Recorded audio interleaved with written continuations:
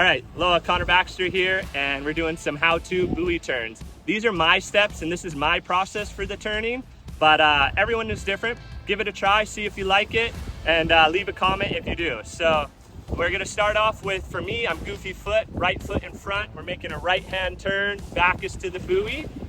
I like to break it down into a couple steps to make it so the board is flowing through and continues that speed nicely. So about a board length out, meaning a 14-foot board in between your board and the buoy, I make a little hop back. Once I get back here, I continue paddling. I continue that speed. A lot of people will get to the buoy and stop everything and bleed all that speed out, and then it gets tippy. So we get our speed, we hop back, continue paddling, maybe 1 or 2 strokes, continue that speed. Then it's a step to the tail, and then we're taking a stroke around the buoy. Once our body is in line with that buoy, that's when the turn kind of initiates. That's when you should start the turn. The paddle angle plays a big role in this. If you're trying to paddle with your blades straight up and down, it's gonna make it a little bit harder and you're gonna have to take more strokes. So I suggest getting nice and low, and we draw a big arcing turn. And if you can see this line, it looks like a rainbow. That's what we call that rainbow stroke all the way around, versus paddling right here. It's gonna take you a lot longer and more effort to turn around that buoy. So get nice and low, big rainbow stroke. And notice when my eyes are here, you're probably gonna fall in there. So you wanna keep your eyes up and looking to where you wanna go. Coming around, coming around, coming around. Now I'm at the end of the turn. I'm facing the direction I want. I then will do either one big hop or a hop, get kind of situated, and then a little step to kind of be perfectly where I want to be. All right, so that was the backside turn for me. That's goofy footed, right foot in front, making a right hand turn. Same steps would apply if you're regular footed, making a left turn, right? The next turn that I love is the crossbow turn.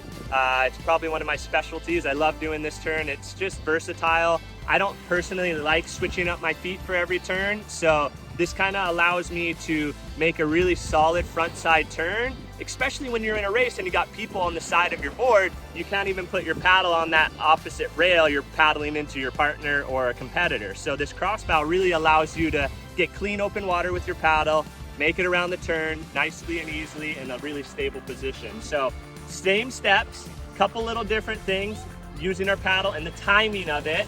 But basically, same thing, we're a board length out, we'll make the hop back, continue paddling, continuing that speed.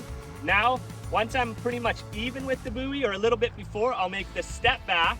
The big difference is though, I'm not initiating the turn when my body is even with the buoy. I'm initiating the turn a little bit past the buoy, and the reason for that is if I try to do it at the buoy, I'm gonna hit the buoy, right?